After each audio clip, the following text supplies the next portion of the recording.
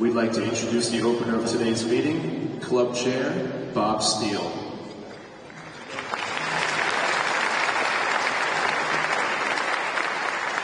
Thank you. Good afternoon and welcome to the 767th meeting of the Economic Club of New York. My name is Bob Steele, Chair of the Club and Vice Chairman of Perella Weinberg Partners. We hope all of you have had a wonderful summer, and we at the Club are looking forward to a successful and enjoyable autumn. Recognized as the premier nonpartisan forum in the nation, the Economic Club of New York stands today as the leading platform for discussion on economic, social, and political matters. For more than a century, our club has hosted over 1,000 preeminent guest speakers, contributing to our tradition of excellence. The Economic Club of New York extended invitations to both nominees from their parties after the conventions. We're pleased to have President Trump here today and hope that Vice President Harris will join us at a later date. Please stay tuned for further announcements. Now, it's our honor and privilege to welcome back to our club the 45th President of the United States of America and the Republican nominee for the November 2024 presidential election, Donald J. Trump.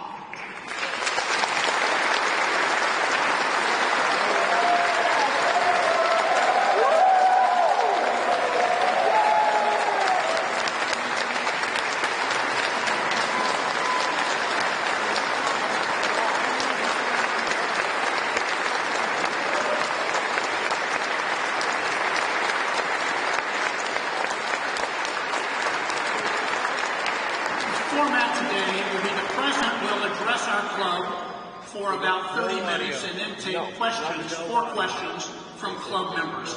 Mr. President, thank you for being here and welcome.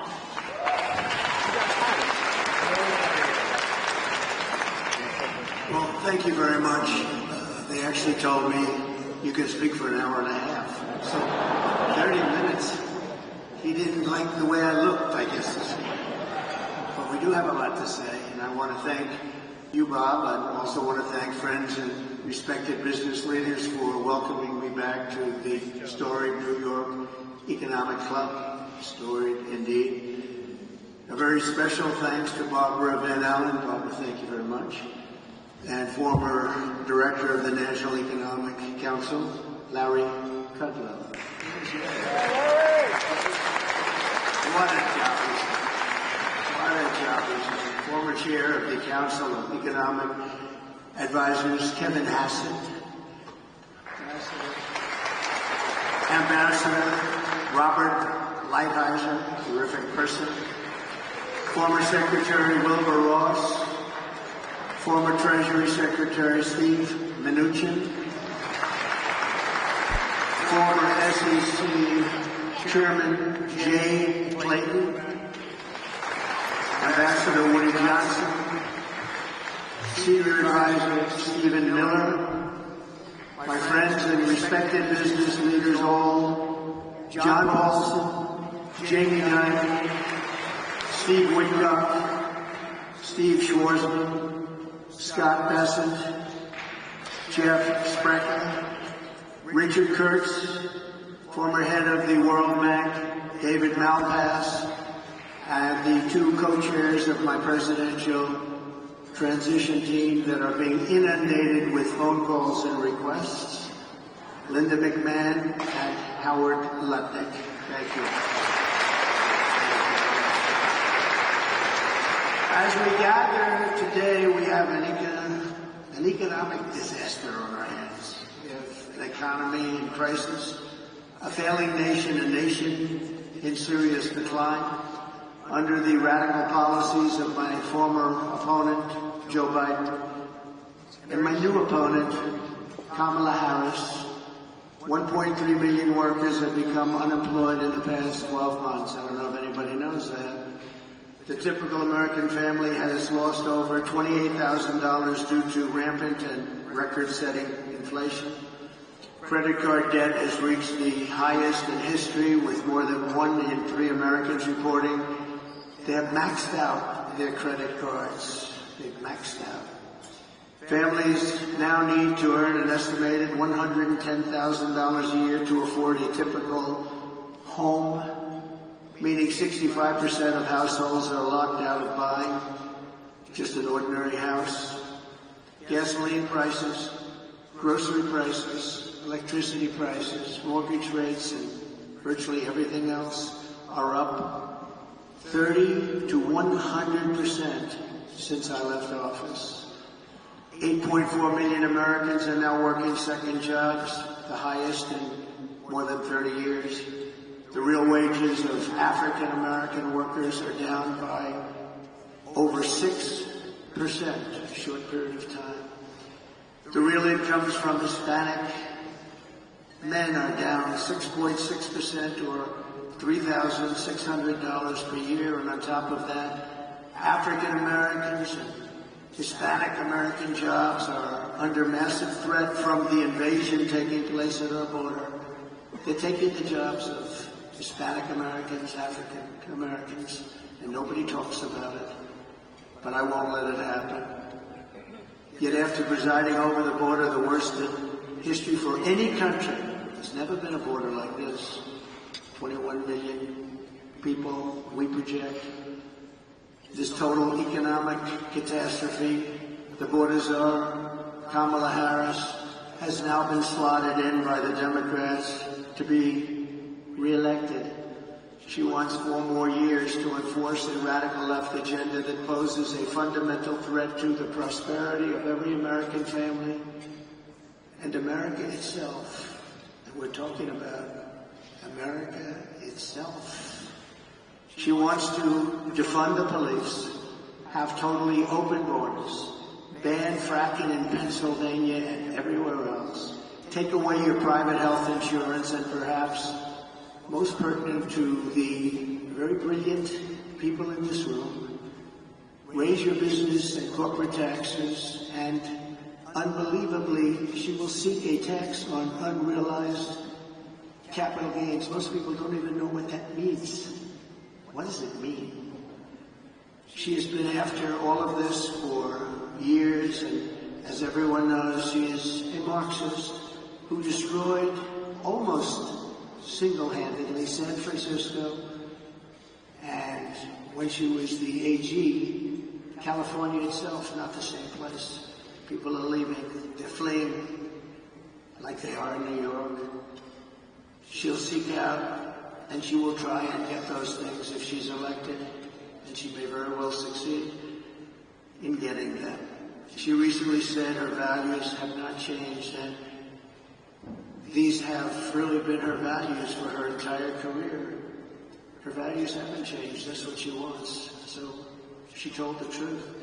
We're not going to let this happen. Communism is the past, freedom is the future, and it is time to send Comrade Kamala Harris back home to California, where crime is rampant and fleeing is the #1 occupation. I'm here today to lay out my plan to rescue our country from this nightmare and to bring back to its citizens the American dream, bigger, better, and stronger than ever before. 8 years ago, I came before you as a candidate for president and shared my vision to end this stagnation and return to rapid growth. That's what we did. As president, I am very proud to say that we accomplished something that nobody thought that was even possible. Before the pandemic, real median household income rose by $7,684. And even after the pandemic, annual incomes were up $6,400. The average American household saw a $197,000 increase in real net worth in 48 months. For the bottom 50% of households, average wealth more than doubled, increasing by 121%. The lowest income people benefited the most. After 12 years of decline, we added nearly 7 million new homeowners. Never happened before. And in 3 years, we created 7 million new jobs, 260% more than projected. when I took office. When I took office, they said you couldn't hit those projections, and we were 260% higher than what we said we could do. From the day I won to the day I left, the S&P 500 increased by 80%, and we did it all with virtually no inflation. We had virtually no inflation. Think of that. Who could believe that?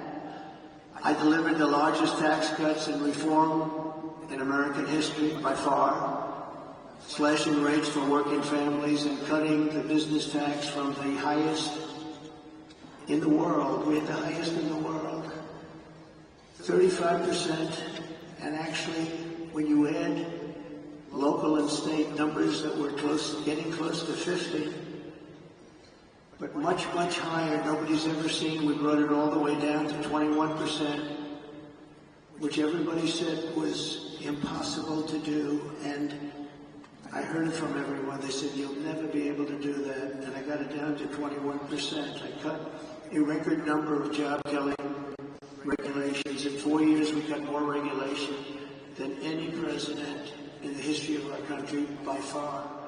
I'm proud to be the only president in modern history to achieve a net regulatory reduction during my term, and it was a substantial reduction. For every regulation we added, we cut more than 5.5 regulations.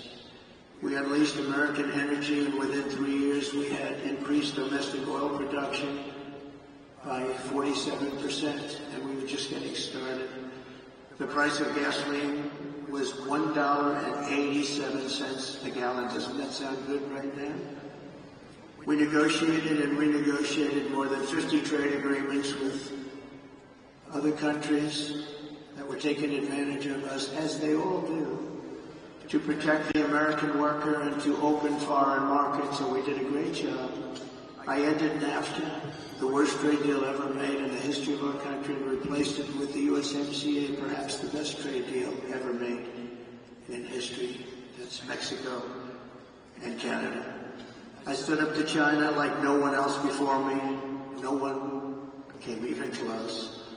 And I saved the U.S. auto industry from obliteration with a 27.5% tariff on all Chinese cars that remains in place to this day. They want to take it off, but they can't, because number one, it's too much money, and number two, we would be invaded by Chinese cars on top of the other invasions that are taking place. Without it, our auto industry would be dead. And now I am going further. We will bring our auto-making industry to the record levels of 37 years ago. And we'll be able to do it very quickly through tariffs and other smart use of certain things that we have that other countries don't. For 4 straight years, I fought for American workers like I would fight for my own family. I took care of our economy like I would take care of my own company. In every decision I asked, will I create jobs here, or will I be sending jobs overseas? Will it make America richer and stronger, or will it make our country weaker and poorer? I always put America first, every single time. And when our country was hit by the China virus, we saved the economy. We rescued tens of billions of jobs. And after COVID, I handed Kamala and Joe the fastest and strongest recovery ever recorded, nothing even close. With 1.4% inflation, the 30-year mortgage rate was at 2.4%, and the highest stock market in history. This is despite the pandemic. To date, I handed them back the highest stock market to date, after having just suffered with the rest of the world a pandemic, the likes of which nobody had ever seen before. We did an incredible job, and remember, far more people died of COVID under Biden-Harris than under President Trump. Many, many more people. We delivered an economic miracle, which Kamala and Joe turned into an economic disaster, just like they turned the border and indeed the whole world into a catastrophic surrender.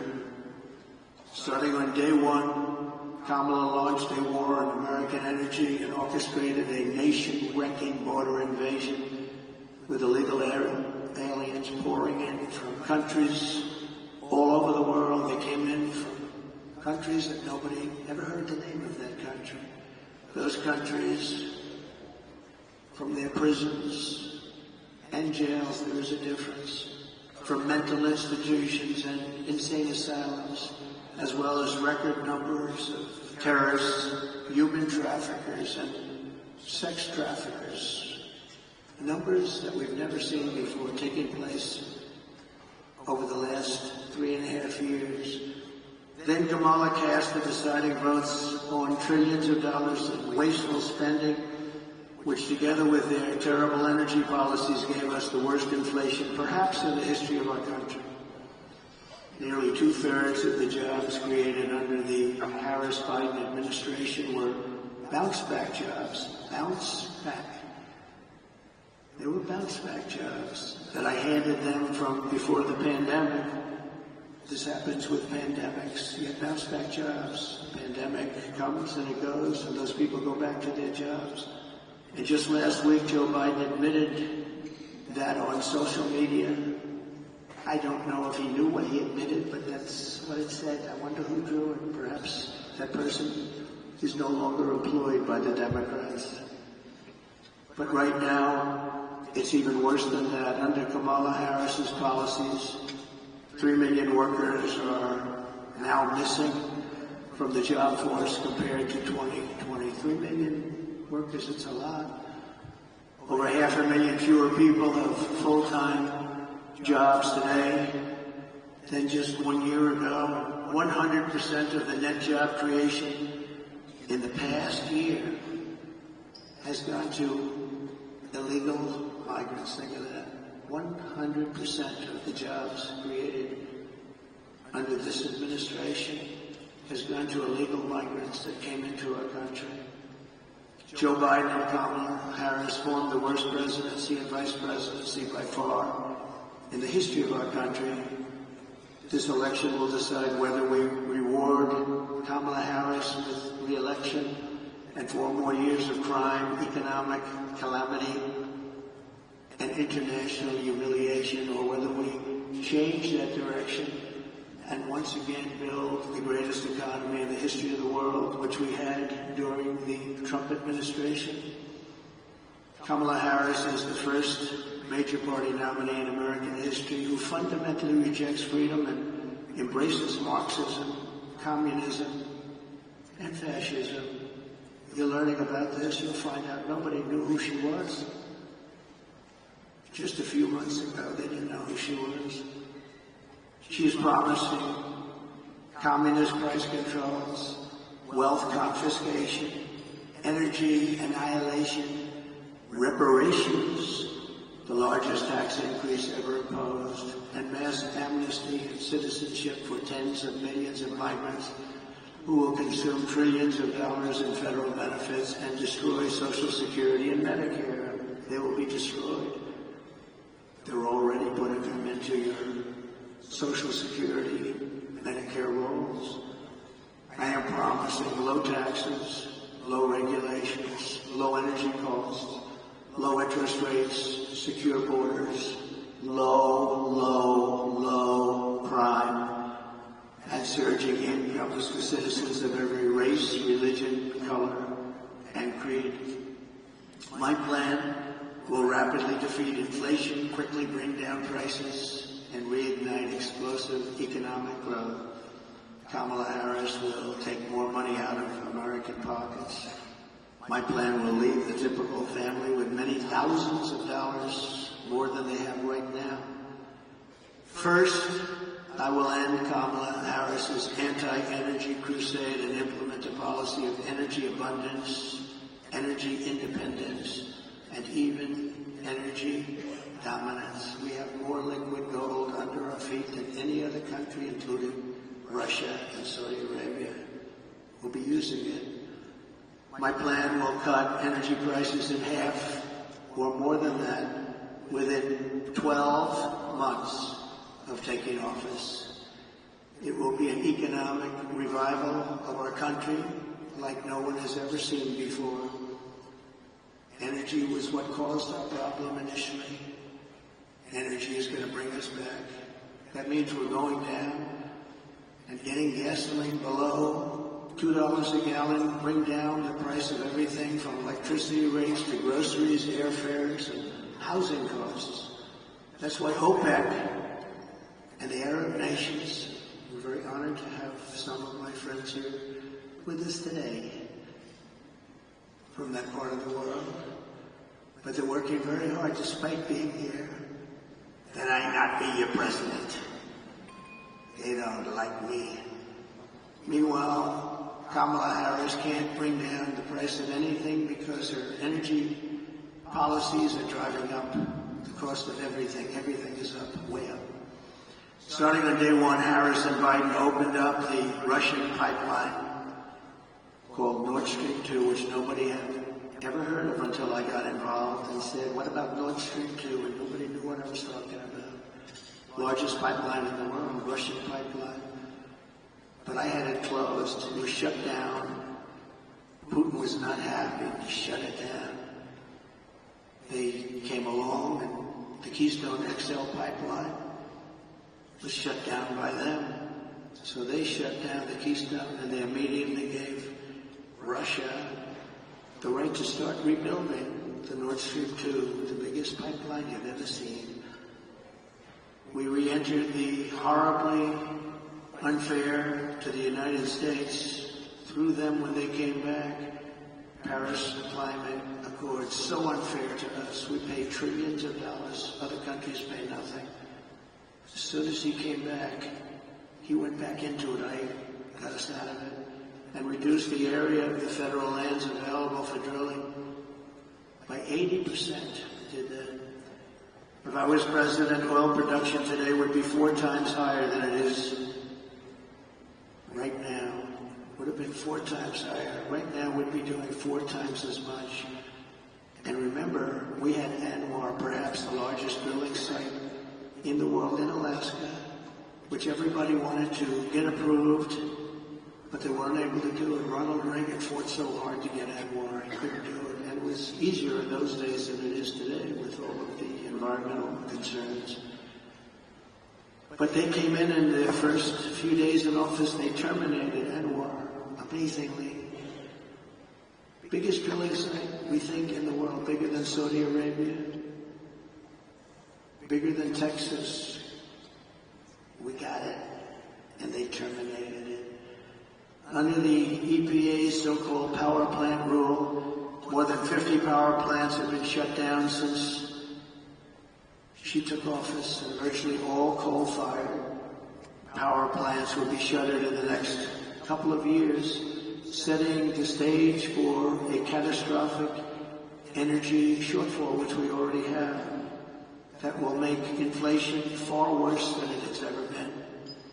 They want to close down our power plants, and we don't have power already to address this dire energy crisis that Kamala and Joe have created.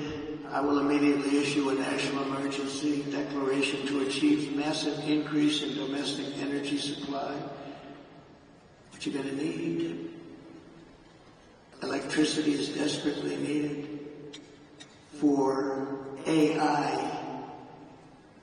AI, controversial, but we got to be the top of it.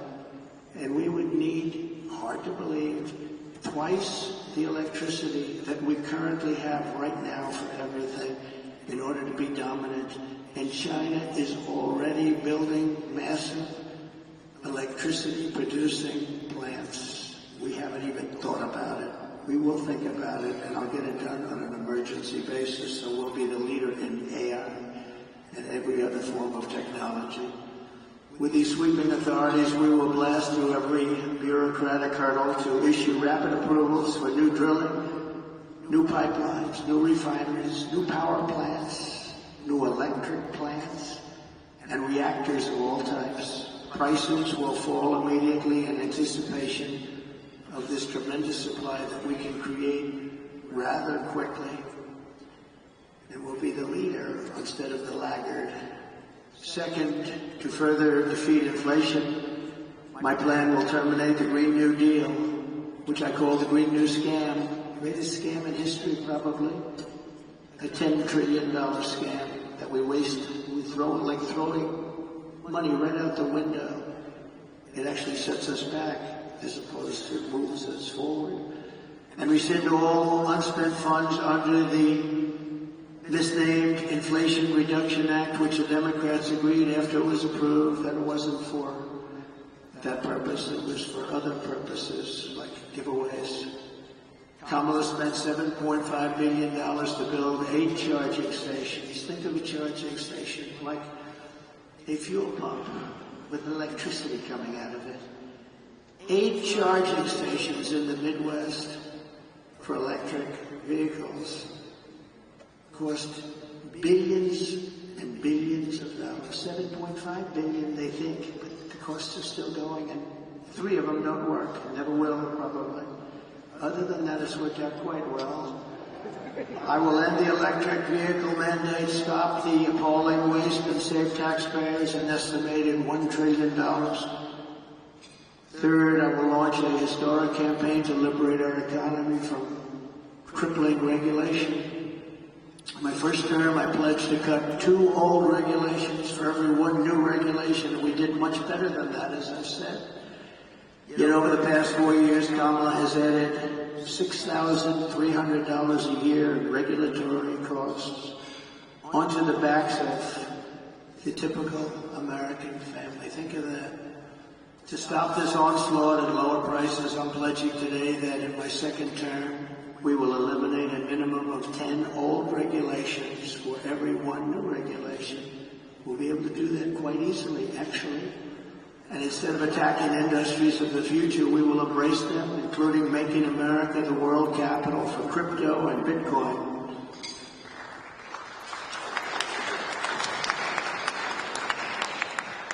Fourth, at the suggestion of Elon Musk, who has given me his complete and total endorsement. That's nice. Smart guy. He knows what he's doing. He knows what he's doing. Very much appreciated. I will create a government efficiency commission tasked with conducting a complete financial and performance audit of the entire federal government and making recommendations for drastic reforms. We need to do it. Can't go on the way we are now.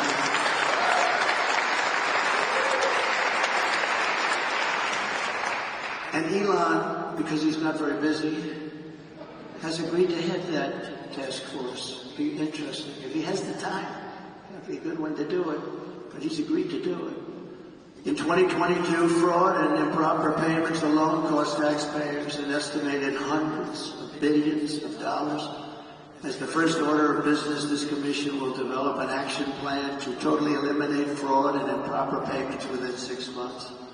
This will save trillions of dollars, trillions. It's massive.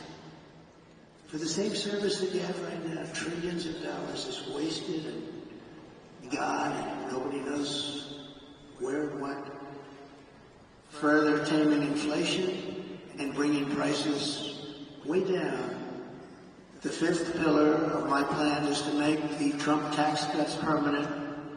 They are massive tax cuts, biggest ever, permanent. And to cut taxes even more, and we will have no tax on tips, something which they copied 4 weeks after I said it. She got up and said, no tax on tips. I said, I just said that.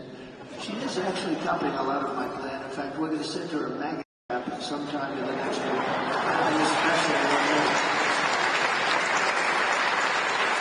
But we also know she doesn't mean it. She's going to stick with what her whole life has been about. And also, no tax on Social Security benefits. People in Social Security have been wiped out by inflation, and now on top of it, we tax their benefits. We're not going to tax their benefits. We have so many different ways of making so much money in this country. The potential is so incredible. We don't have to take it away from people on Social Security. We're not going to do that. We're going to save Social Security. She's going to destroy Social Security. Under the Trump administration, we proved that targeted tax cuts do not increase the deficit. They reduce the deficit by growing the economy and raising revenue, after we gave the massive tax cuts, we took in the following year with a much lower rate, billions and billions of dollars more than we did the previous year with a high rate. Think of that. So with a much lower rate, we took in more money because people were incentivized. Corporate tax revenues are 31% higher today than before my tax law was signed. With all of those cuts, 31% higher. To further support the revival of American manufacturing, my plan calls for expanded R&D tax credits, 100% bonus depreciation, expensing for new manufacturing investments, and a reduction in the corporate tax rate from 21% to 15% solely for companies that make their product in America.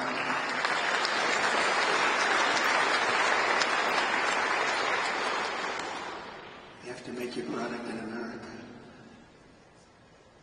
If you outsource, offshore, or replace American workers, you're not eligible for any of these benefits. In fact, you will pay a very substantial tariff when a product comes in from another country and it's made in another country and comes in. There'll be a big tariff on that product because we want to make our goods in America. Most of them we can.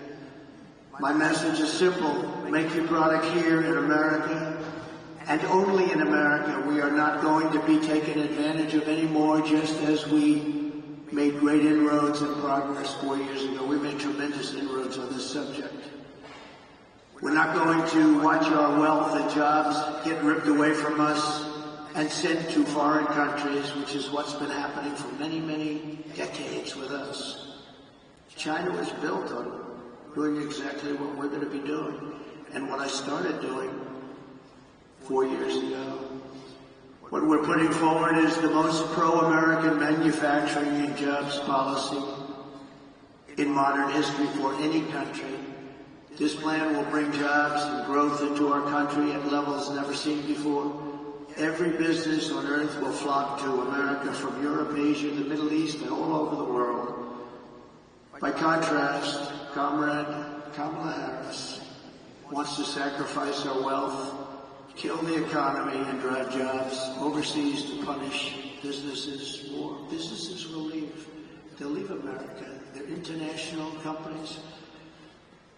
They report to their shareholders, and they will leave America if her plan, even in a small form, comes to the fore. Her tax plan, which includes the promise to end the Trump tax cuts, which again by itself would be a massive tax increase, would increase taxes by over $5 trillion, a record many times over. It would result in the largest small business tax hike in history, massively raising taxes on 25 million small business people and raising small business tax rates to 43% and higher. In other words, 20% higher than communist China. Kamala is also vowing to raise the corporate tax rate from 21 to 28%. We're bringing it down to 15%. But she really is looking to raise it to 40, 45, or even 50%. You know that. All you have to do is follow her past path. Radically raise the capital gains tax rate, which she wants to do, and they don't even want to give a number. And for the first time ever, impose a 25% tax on unrealized capital gains. So if you happen to have a lot of wealth but no cash, you're in a lot of trouble. This will lead America into a 1929 depression, and it will be a depression and a territory that we have not seen for a long time. There's a gentleman that happens to believe that, Scott. These policies, especially the tax on unrealized capital gains, would decimate the U.S. economy. Companies and innovation would flee from America to other countries. Venture capital markets would disappear, the stock market would be annihilated, and investors assess the tax liabilities of large shareholders, the seniors, and senior pensions would totally go up in smoke. They'd be worthless. These are not the policies designed to create a prosperous America. These are policies to turn the United States into Venezuela on steroids. Even if for this reason alone, Kamala Harris must be defeated decisively this November. Has to be defeated. Cannot have her be the President of the United States. Under Kamala, the United States is becoming a third world banana republic. She and her party are censoring speech, weaponizing the justices, and trying to throw their political opponents, me, in jail. This hasn't happened. I didn't do that to Crooked Hillary. I said, that would be a terrible thing, wouldn't it? Putting the wife of the President of the United States in jail. But they view it differently, I guess, nowadays, but that's okay. And they always have to remember that two can play the game. Nobody ever thought this was possible. This is how you create massive capital flight and turn once prosperous nations into absolute ruins. I will have no higher priority as president than to restore the fair, equal, and impartial rule of law in America. We have lost the rule of law. Who would have thought?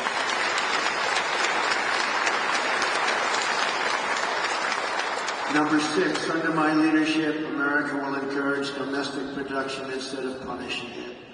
As you know, our country's vast manufacturing wealth was created at a time with very little domestic taxation, few regulations, and most revenue came from tariffs from other countries. That was when we were at the wealthiest ever, proportionately. We were the wealthiest country ever during those days.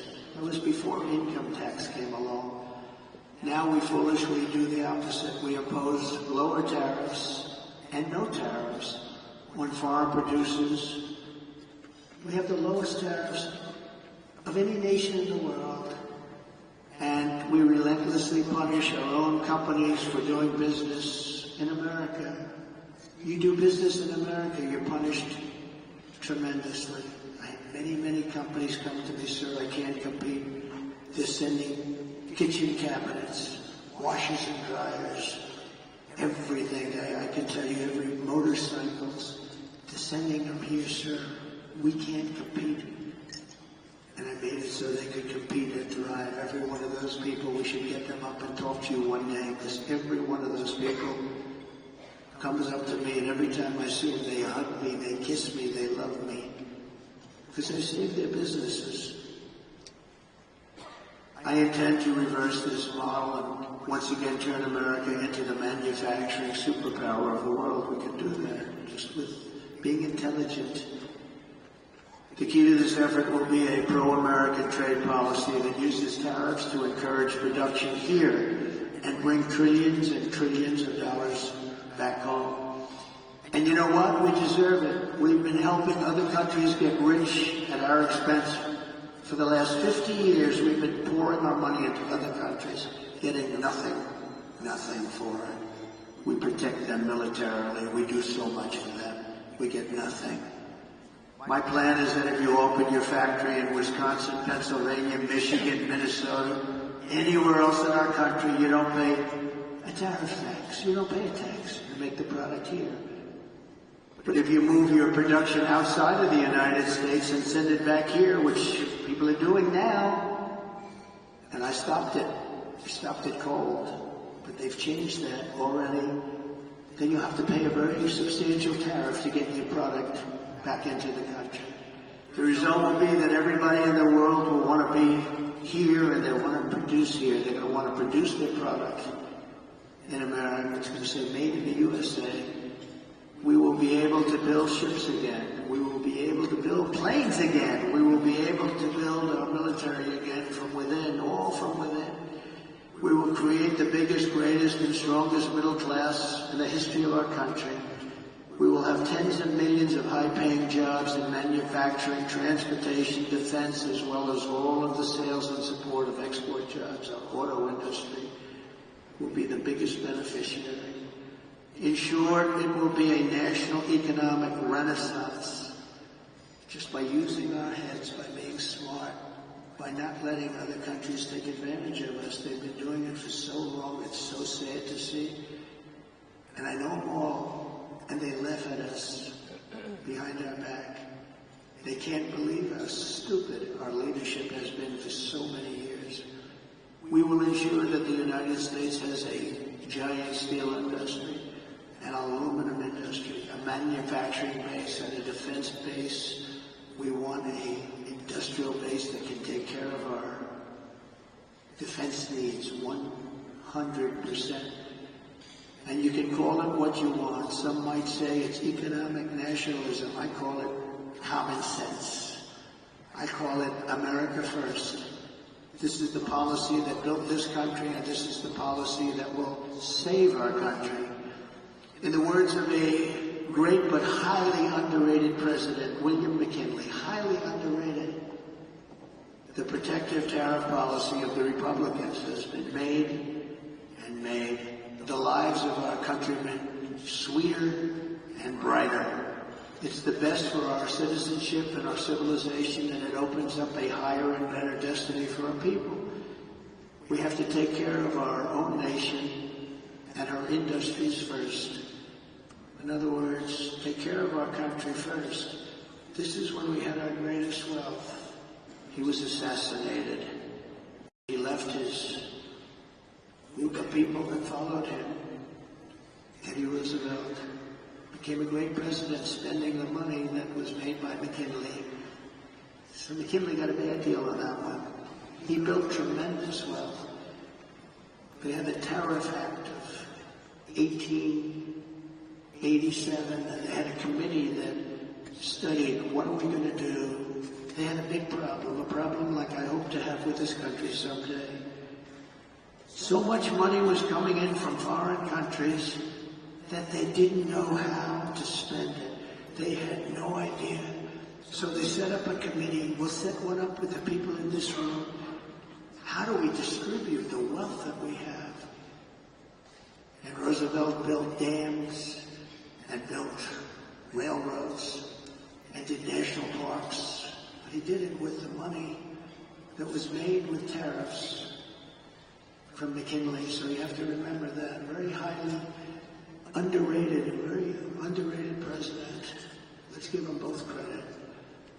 Smart tariffs will not create inflation. They will combat inflation. I had almost no inflation, and I had the highest tariffs that anyone's seen. They were going a lot higher.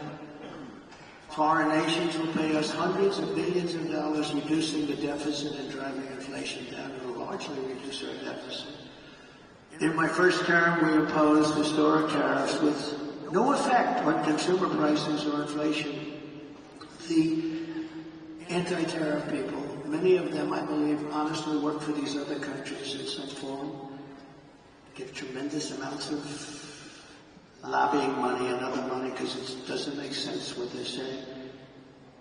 But we had no inflation, and we had protection, and I saved so many industries. I saved the steel industry.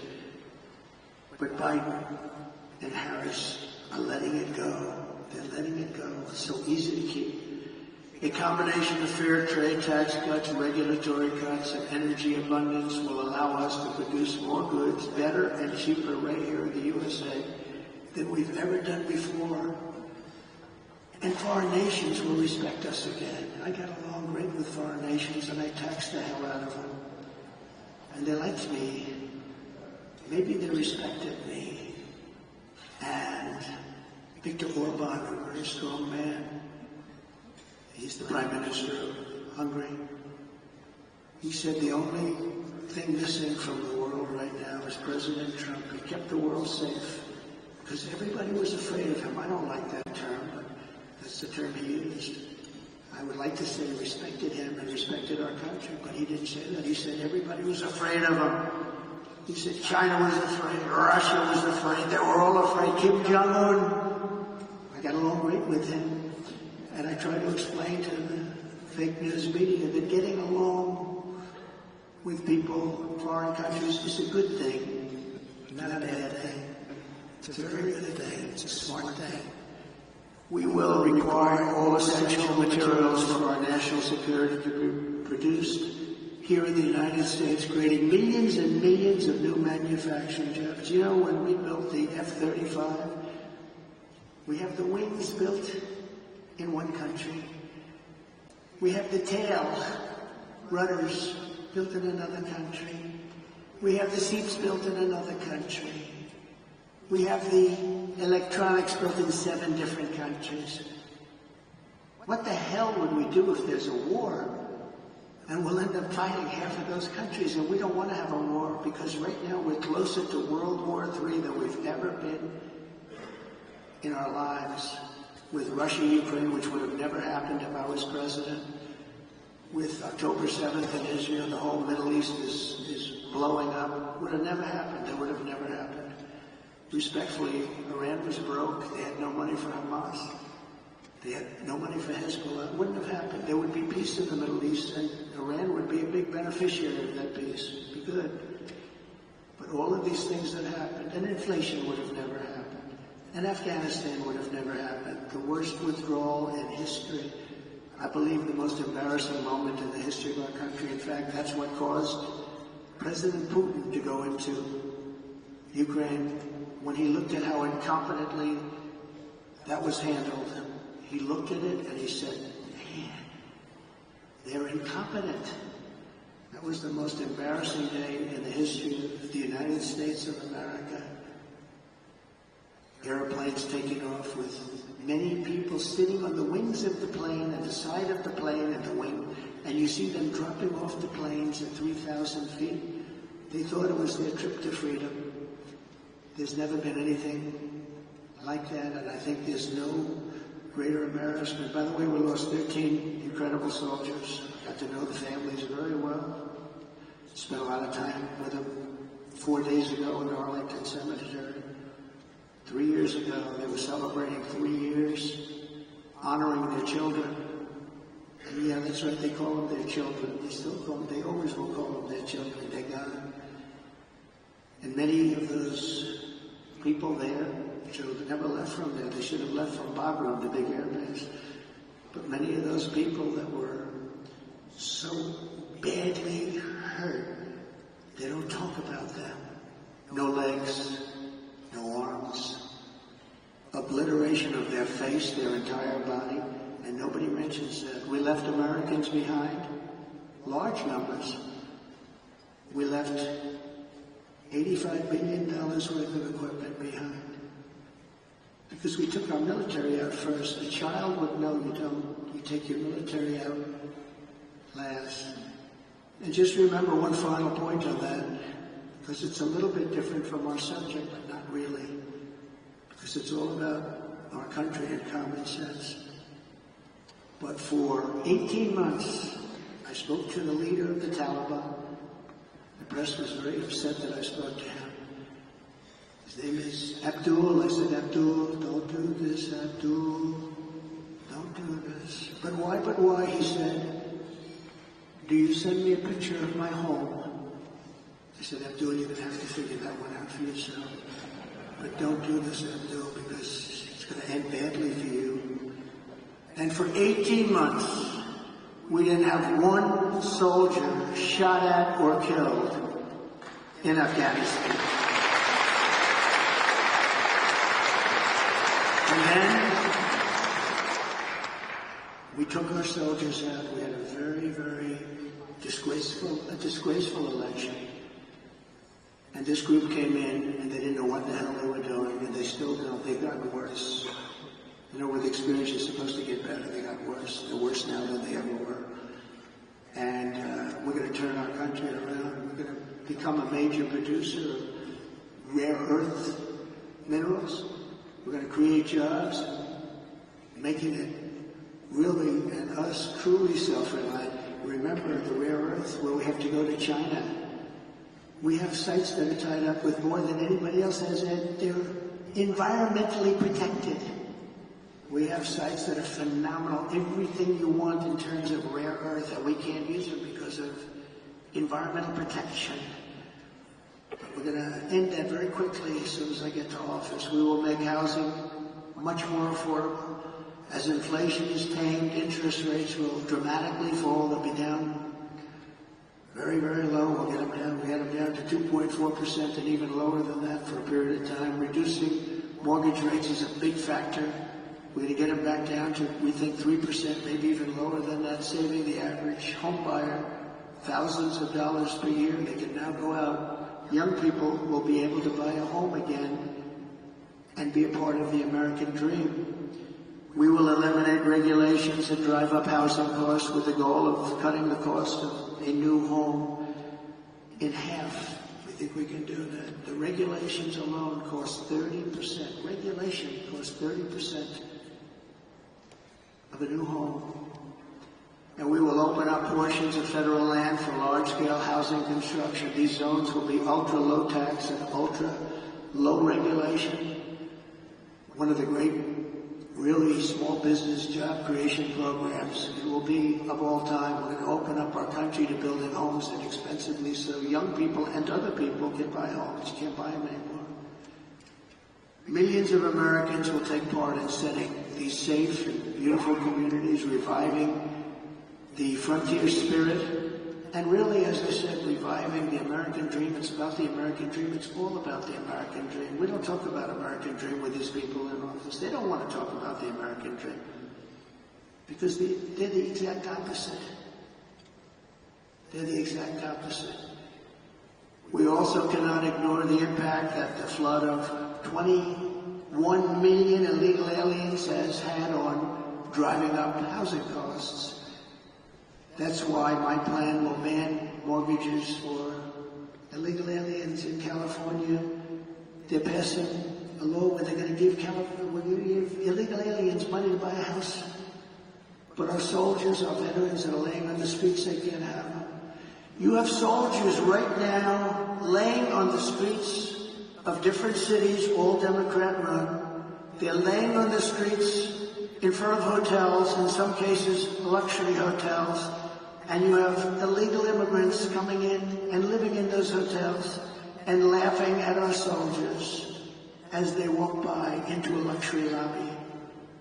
Is there something wrong with that thinking? Is there something wrong with our country? If Kamala is allowed to continue to let our country be invaded, we will face a fiscal Armageddon. These migrants are consuming hundreds of billions of dollars in benefits.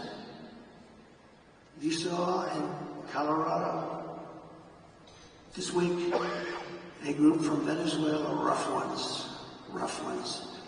They took over large sections of a town, large sections of an area of Colorado, Aurora. Has anyone been there? I think you'd better stay away for a little while.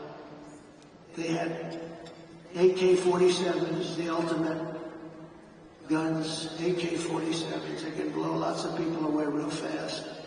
And the sheriff didn't want to touch him. Nobody wants to touch him. The sheriff is 18 Venezuelans attacking my building. Would you please come over and straighten out the situation? He's got a deputy.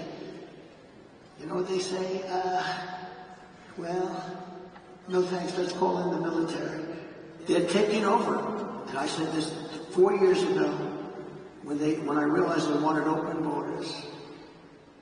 And it's happened. It's happening now in Chicago. They're taking over sections of Chicago.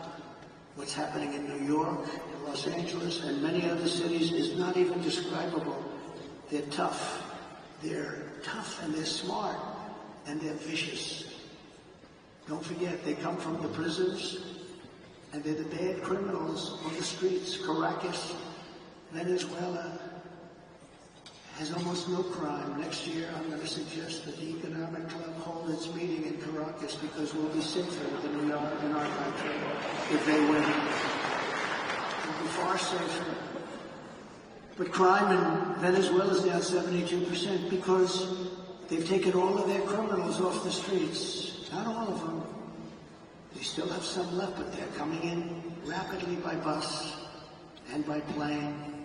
They're coming into our country, and we're dumping them in our country, and they say, if you come back, we will kill you. And they're not going back. We got them.